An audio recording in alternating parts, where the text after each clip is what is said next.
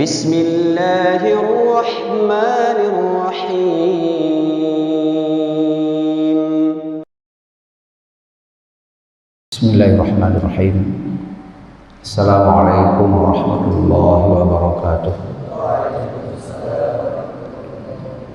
Hamdan wa syukurillah, salatu wa salaman ala rasulillah wa ala alihi wa sahbihi wa wala. La hawla wa la quwwata illa billah. Allahumma shalli wa sallim wa barik ala sayyidina Muhammad wa ala alihi wa sahbihi ajma'in.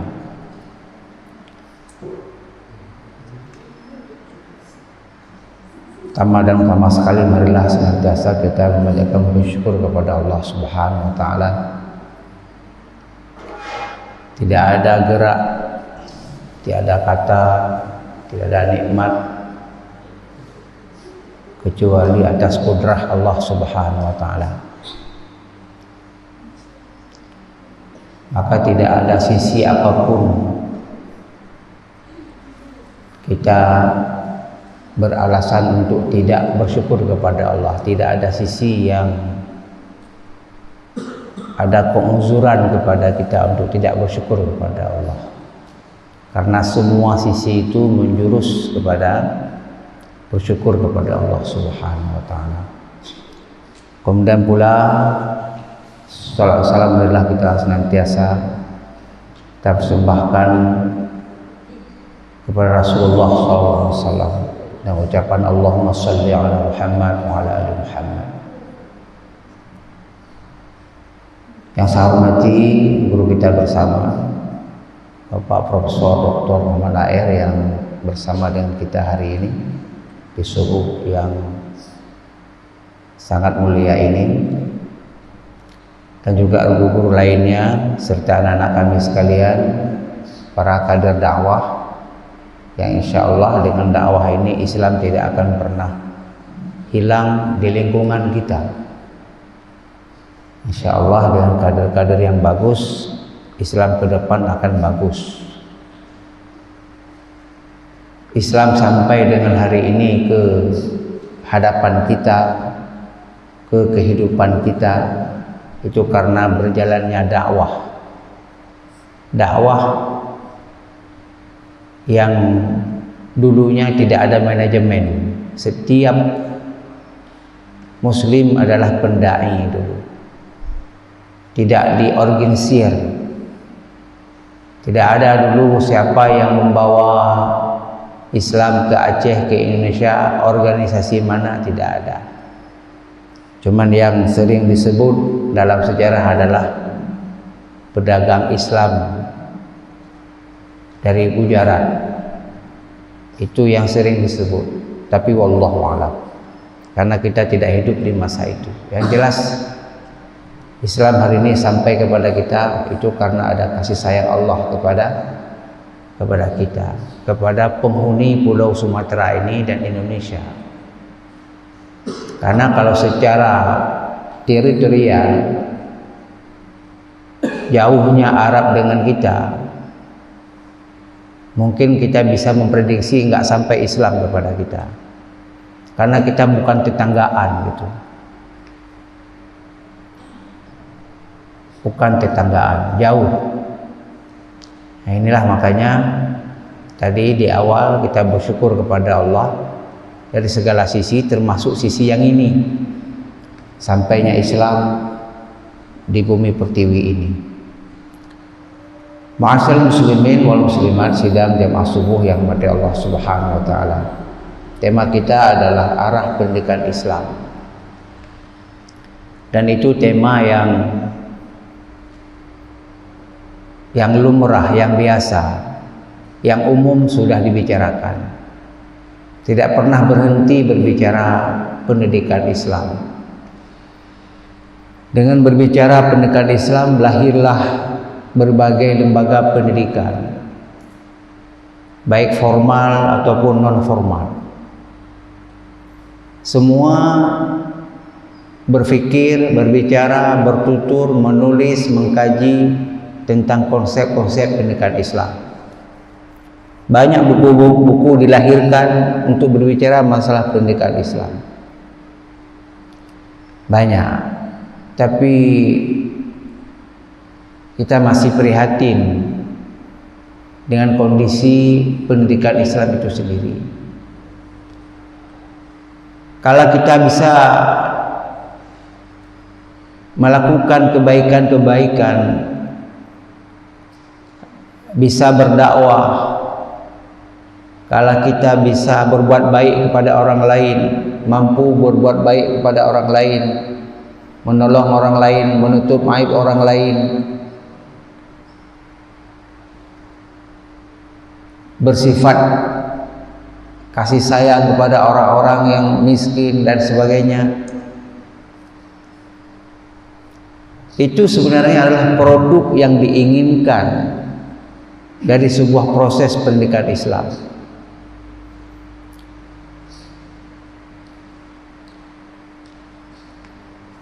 Makanya luar biasa produk pendidikan Islam di masa Rasulullah SAW. Yang Rasulullah sendiri mengajarkan sahabat-sahabatnya, umat pada saat itu. Dalam surah Al-Jumu'ah ayat 2, A'udzubillahi minasyaitonirrajim. Huwallazi ba'atha fil ummiyina rasulan minhum yatlu 'alaihim ayatihi wa yuzakkihim wa yu'allimuhumul kitaba wal hikmata wa yuzakkihim wa in kanu min qablu la fi dhalalin mubin. Surah Jumu'ah ayat 2. Huwallazi ba'atha fil ummiyina rasulan minhum yatlu 'alaihim. Apa langkah yang pertama sekali? Dianya Allah yang telah membangkitkan kepada umat yang ummi seorang rasul yang yatlu 'alaihim ayati, yang membacakan ayat-ayat Allah Subhanahu wa taala. Jadi pendidikan Islam itu yang utama dan pertama langkahnya adalah bacakan ayat-ayat Allah Subhanahu wa taala. Perkenalkan kekuasaan Allah. Kalau bahasa sekarang, ajarkan kepada mereka ayat-ayat Qur'aniyah dan ayat-ayat kauniyah. Ajarkan yang pertama Quran. Yatlu 'alaihim ayati. Karena Quran itu mukjizat. Mukjizat. Maka kalau sebuah lembaga pendidikan belum mampu mencetak orang bisa baca Al-Quran, itu belum punya predikat dia sebagai lembaga pendidikan Islam. Hanjut bud, tidak bisa ngaji. Itu awalnya di situ. Huwallazi ba'atha fil ummiyina rasulan minhum yatlu 'alaihim ayati. Dibacakan akan ayat-ayat Allah Subhanahu wa taala. Bukan yaqra'u, yatlu, lebih dalam. Kalau yaqra'u baca saja, tapi kalau yatlu itu setelah baca kaji lagi. Maka disebut yatlu 'alaihim ayati. Maka ciri pendidikan Islam yang pertama ini yang utama. Makanya kalau ada misalnya tahfidzul Quran, itu bukan hanya menghafal Al-Quran mestinya. Dia paham, dia mengerti. Kalau disebut khairukum man ta'allama Al-Quran, sebaik-baik kamu adalah yang belajar Al-Quran, itu bukan belajar membaca saja, memahami ayatnya dan juga mentadabburi lalu mengamalkannya. Itulah khair. Kalau kita belum mampu semuanya, baca dulu. Belum mampu kita pahami, baca dulu. Jangan pula saya nggak baca Al-Quran. Kenapa nggak baca Al-Quran? Karena saya belum bisa memahami. Ya mana bisa memahami, baca aja nggak bisa. Baca dulu dia. Belajar baca dulu. Nah, tadi ini Ananda tadi bagus bacaannya ya. Saya kira sejelek apapun suara yang Allah kasih misalnya, kita katakanlah jelek suara kita misalnya, Tapi coba belajar baca Al-Quran dengan benar, suara jelek itu hilang dia. Akan lahir suara bagus.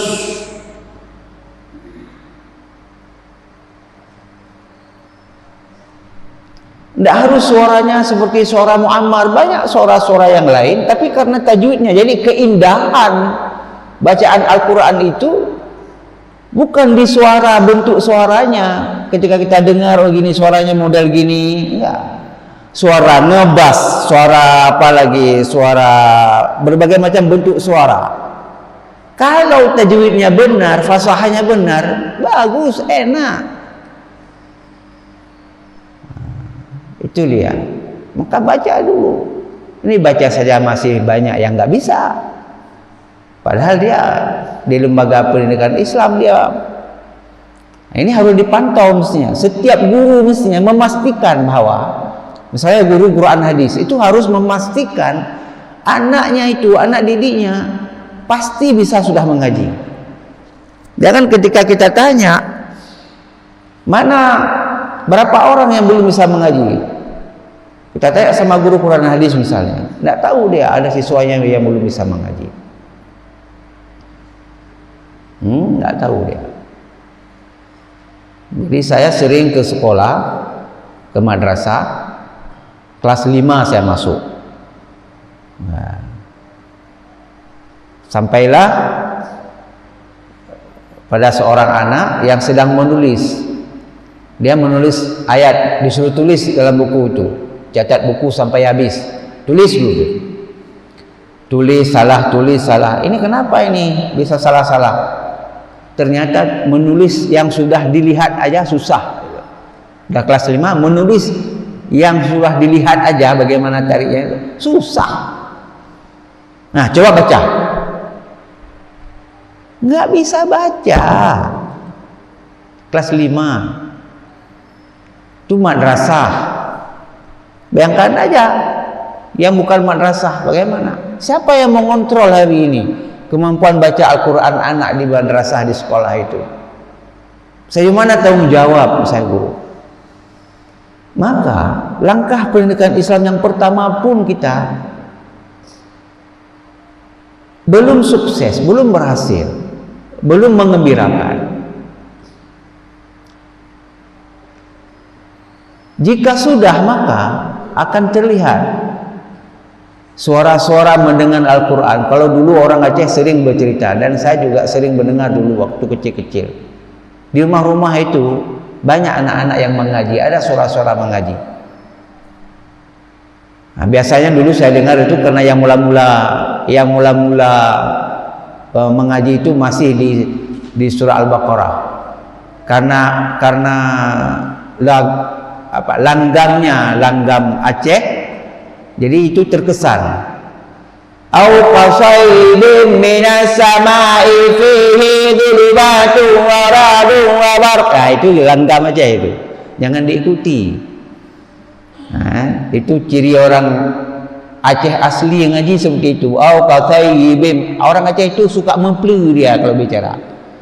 Suka memple. Ibrahim, Ismail, au qasayyibim minas sama'i fihi dhulumatun. Itu. Nah, seiring dengan pendidikan Al-Quran, langgam itu hilang. Apakah kita pertahankan? Enggak usah.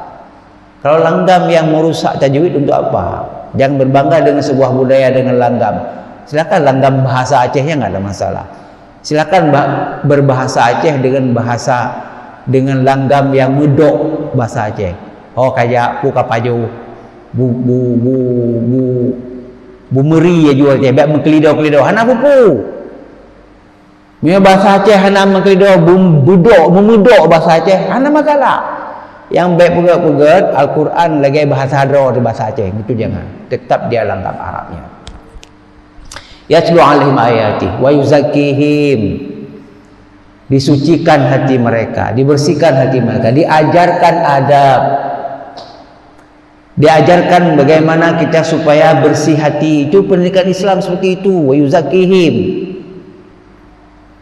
Bagaimana kita bisa bersabar, bagaimana kita tetap bersemangat, bagaimana kita tetap move on, bagaimana kita dapat memaafkan. Jadi semua hal-hal yang berkaitan dengan hati ajarkan kepada mereka. Maksud hal-hal yang berkaitan dengan hati di sini misalnya ada penyakit hati. Semua penyakit hati diperkenalkan dan dididik untuk dijauhi. Itu yuzakihim. Nah, istilah sekarang ilmu tasawuf lah. Kalau dulu mana ada istilah tasawuf. Wa yuzakihim. Bagaimana hati dapat dermawan. Didik bagaimana menjadi orang yang dermawan. Bagaimana menjadi orang yang hati yang suka memberikan maaf kepada orang lain, pemaaf. Itu kan hati, tidak iri, tidak dengki, tidak hasad, tidak ujub, tidak takabur. Wa yuzakkihi, bersihkan dengan itu. Apalagi bagi seorang dai, ini mutlak diperlukan. Tidak boleh riya, tidak boleh ujub, tidak boleh takabur, tidak boleh iri juga, tidak boleh dengki. Ini dengki juga. Ada juga pada dai dengki itu, ada juga. Ketika kita menyampaikan sebuah ilmu yang berbeda dengan orang lain, jangan kita nyinyir. Sampaikan aja beda-beda. Misalnya ada sebuah amal bid'ah misalnya, jangan nyinyir, bahasa yang baik aja. Contoh, perbuatan-perbuatan seperti ini misalnya ini bid'ah katanya. Lalu ada ujungnya, jangan seperti orang sebelah. Jangan seperti orang sebelah. Itu sudah nyinyir. Cukup saja kita mengatakan kalau begini bid'ah. Ya udah gitu. Orang yang misalnya hari ini dituduh bid'ah dituduh sama dia, juga begitu. Ketika ada orang yang mengatakan apa yang kita kerjakan bid'ah, tapi saya punya perbandingan, saya punya pengetahuan, saya punya dalil bahwa yang seperti ini tidak bid'ah. Jadi yang membid'ahkan itu cukup. Jangan mengatakan jadi yang membid'ahkan itu adalah orang takfiri, orang ini. Jangan seperti itu sesama muslim. Jadi cukup kita katakan saja bahwa sesuai dengan yang saya miliki pengetahuan saya, yang seperti ini belum dikategorikan bid'ah. Kalau Bapak Ibu yakin itu bid'ah, itu terserah Bapak Ibu sekalian. Kalau Bapak Ibu yakin seperti yang saya yakini, itu bukan karena saya pasangkan keyakinan saya. Jadi dai itu jangan merebut konstituen, jangan merebut jamaah. Dai itu jangan sampai ada upaya supaya banyak orang mendengar dia, semua ikuti dia, dia bangga, oh banyak pengikut saya, banyak yang mendengar ceramah saya. Itu dia sudah ujub, itu dia sudah takabur. Memberikan dakwah polos saja, suka dia dengar, enggak dia suka dengar, itu serah kepada Allah. Ya, yang penting bagi dia menyampaikan dakwah. Ini on the track. Tidak ada bersinggungan dengan orang yang berbeda dengan kita. Tidak ada yang bersinggungan. Ini anak-anakku sekalian, ini pelajari ini dengan baik. Jangan nyinyir dalam berceramah. Jangan ngejek-ngejek orang dalam berceramah. Jangan membunuh karakter seseorang dalam berceramah. Jangan mengatakan, apa dia ngomong tuh? Ngaji aja belum benar. Ada seperti itu. Ada orang,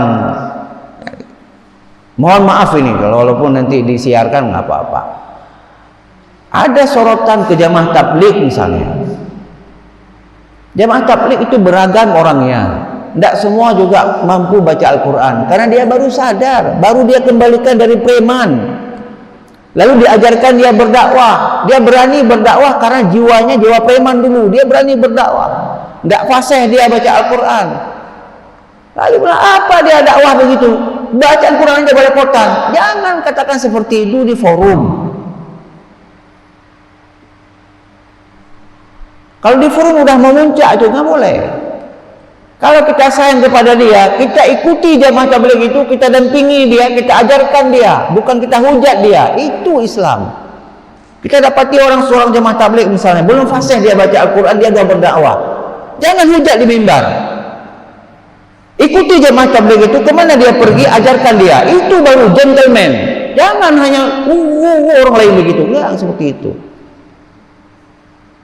Kadang-kadang kepingin seorang dai itu hebat kali dia ngomong, dia mampu menghujat orang lain. Kita harus mengajak, bukan mengejek. Kita harus menyentuh hatinya, bukan menyakiti hatinya. Ini wa yuzakihim, dan itu mutlak diperlukan. Adik-adik sekalian yang dewan dakwah seperti ini harus terdidik, harus terbiasa. Harus ada tata krama, akhlak.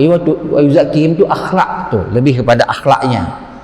Ini apa? Kalau Allah mengatakan huwallazi ba'atsa fil, ini patron. Bahwa setiap kita yang berdakwah, mengajak orang, mana patronnya? Ini dia.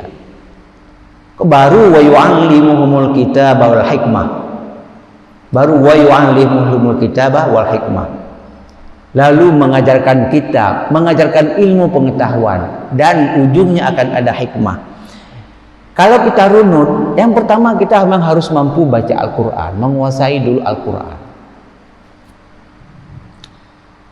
Dengan Al-Quran banyak orang yang terbentuk pribadi dia, sebandel apapun dia. Saya dulu mengajar di MUK, saya tengok anak-anak ini, siswa-siswa MUK dulu yang di pagar air. Enggak ada sopan-sopan amat juga, begitu hafal Quran sopan, dia misalnya enggak juga. Dia lari juga, dia bandel-bandel juga. Tapi belum saya dapatkan anak yang hafal Al-Quran itu bandel sampai dewasanya.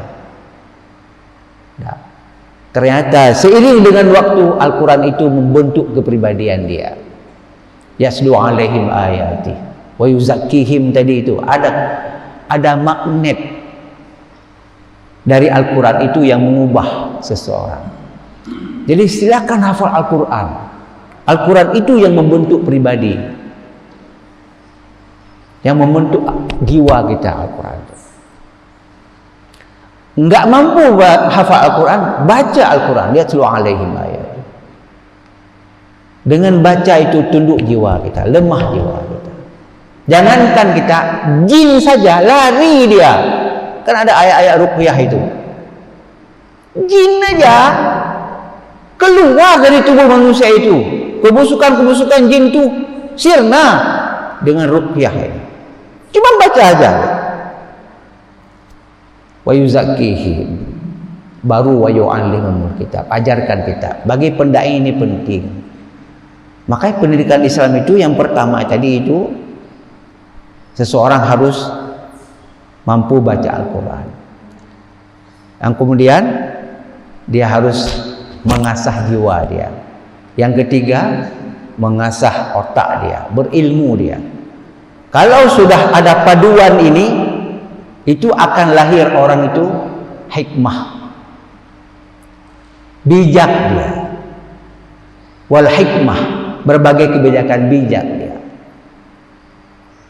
arif dia, cendekia dia. Kita sering misalnya mendengarkan petuah Ibnu Athaillah As-Sakandari misalnya, itu ahli hikmah. Apa makna ahli hikmah? Dia mampu menuturkan, memberikan pelajaran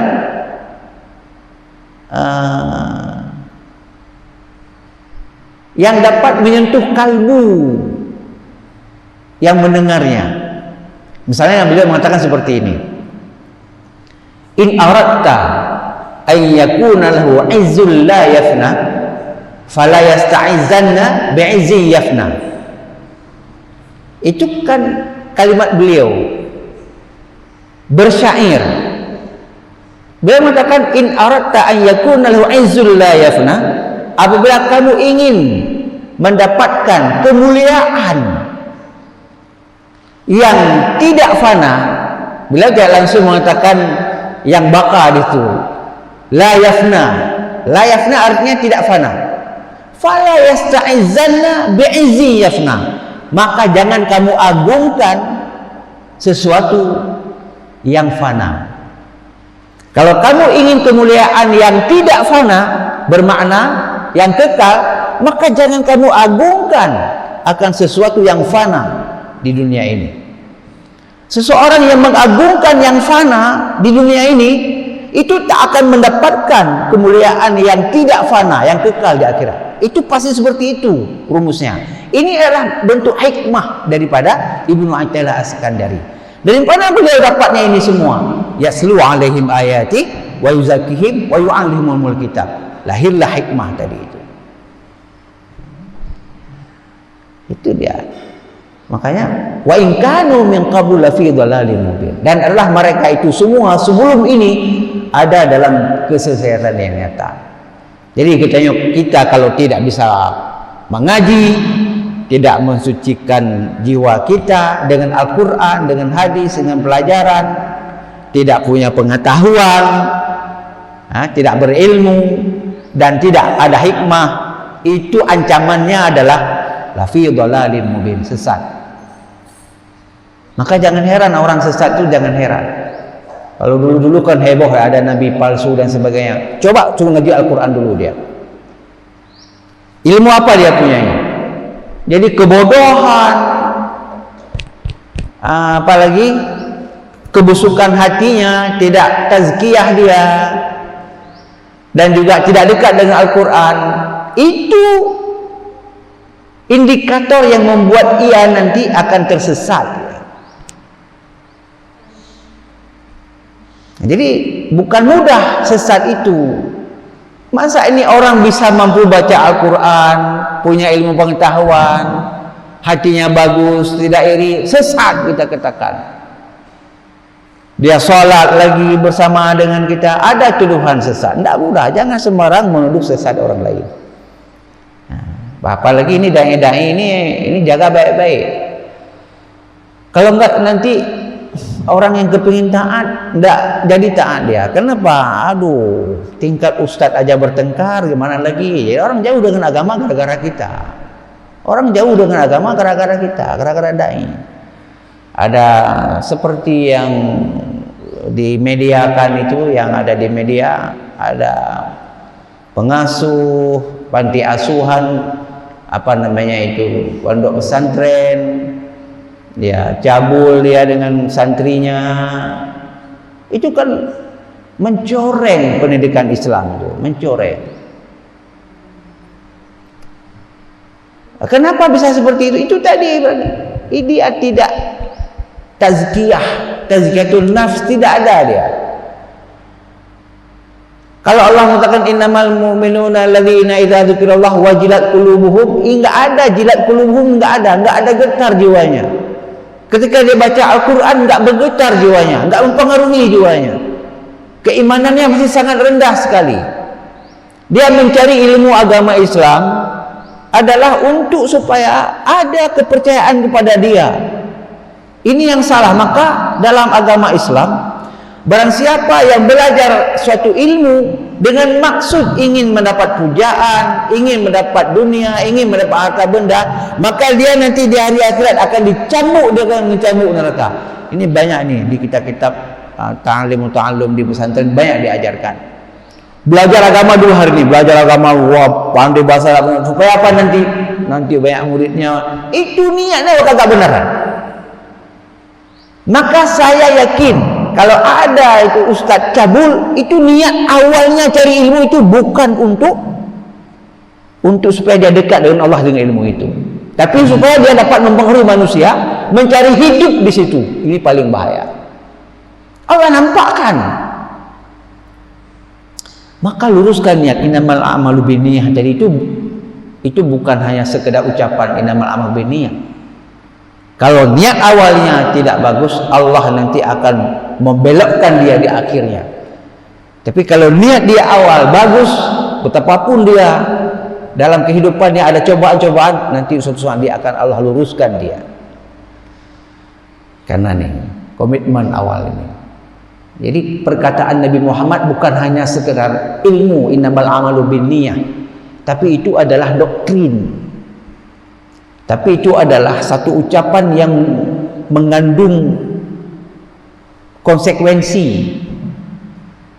Kalau tidak benar niatnya, tidak. Makanya siapa yang berhijrah dia karena Allah, dia mendapatkan karunia Allah. Bang siapa yang bukan karena Allah, dia dapatkan lainnya, dapatkan dunia, dapatkan istri, dapatkan harta, banyak seperti itu. Nah, inilah bagaimana kita mengarahkan pendidikan Islam. Anak-anak harus mampu baca Al-Quran, hafal Al-Quran, pahami Al-Quran, itu yang pertama. Yang kedua, terus menerus godok dia hatinya, jiwanya, untuk bersih jiwanya, jiwa yang takwa, takwal qulub. Nah, ini istilahnya jiwa yang takwa, takwal qulub. Dan yang berikutnya ya pendidikan Islam itu punya ilmu. Nah, ini yang bahaya ini sekarang, umat Islam sudah tidak gemar mencari ilmu. Imam Syafi'i, Imam Nawawi coba sampai bagaimana militannya. Imam Bukhari militannya mencari ilmu. Imam Bukhari satu hadis saja itu berjalan beliau dari Madinah ke Baghdad cari satu hadis untuk memverifikasi apakah ini sahih atau tidak. Begitu getolnya. Hari ini Uin Araniri, Unsia di dekat-dekat ini. Tapi yang datang ke sekolah di situ, yang kuliah di situ dari Jawa Barat, Sulawesi, Papua. Ini hari ini banyak di situ. Ya, ada survei mengatakan kalau di fakultas kedokteran lebih banyak orang non Aceh di situ ketimbang Acehnya. Karena apa? Ada apa ini? Malas dalam menuntut ilmu pengetahuan. Jadi dai ini nanti ini jangan batasi cita-cita saya kepingin menjadi guru ngaji aja, jangan. Kalau ada memang kemampuan intelektual sedikit, mampu menguasai pengetahuan umum lainnya, silakan bercita-cita jadi sarjana teknik, kedokteran, perikanan dan sebagainya. Tapi kamu adalah dai. Dai ada di perikanan, dai ada di kedokteran, dai ada di teknik. Nanti Islam seperti itu warnanya. Islam tidak berwarna di masjid. Islam ada di pasar-pasar. Islam ada di kantor-kantor. Islam ada di bangunan-bangunan. Islam ada di jalan-jalan. Begitu seorang sarjana teknik, dia bikin jalan sampai zuhur dia ada aqua, langsung ambil wudu. Jamaah kita salat di pinggir jalan sana, gelar tikar. Jangan ada alasan baju kotor. Tidak ada. Seorang sarjana teknik yang ada jiwa dai, dia salat di pinggir jalan itu, berjamaah dengan teman-teman dia berdakwah, ada sedekah, banyak gaji karena mereka itu kontraktor, banyak gaji. Lalu dia jamu orang lain, makan khalas, makan halal. Betapa warna Islam hidup ini. Maka pendidikan Islam itu arahnya untuk menghidupkan Islam. Pendidikan Islam itu untuk menghidupkan Islam, bukan untuk menghidupkan orangnya nih. Mencari rezeki di lembaga pendidikan Islam supaya bisa kaya. Islam mati. Bukan itu tujuannya. Tujuannya lembaga pendidikan agama Islam itu adalah supaya Islam ini hidup, mewarnai kehidupan ini. Itu Islamnya. Nah, saya kira sampai di situ ini udah agak panas sedikit nih, ya. Itu tujuannya seperti itu. Ya, ini siapapun, apakah kepala madrasah, kepala sekolah, guru semuanya. Bukan ini saya sekolah SMA, saya sekolah di USK. Islamkah dia atau tidak? Oh, Islam. Yang namanya Islam harus mampu menghidupkan Islam dimanapun berada. Apakah di USK, apakah di UIN, apalagi di pesantren. Jadi jangan matikan Islam. Jadi arah pendidikan Islam adalah untuk menghidupkan Islam dalam kehidupan sosial, membumikan Islam di Nusantara ini. Demikian atas penyampaian ini, kelebihan ada kekurangan saya mohon maaf. Saya akhiri dengan billahi fi sabil haq wallahu muwaffiq ila aqwamit thariq. Subhanallah bihamdihi, subhanakallah wa bihamdika, asyhadu an la ilaha illa anta, astaghfiruka.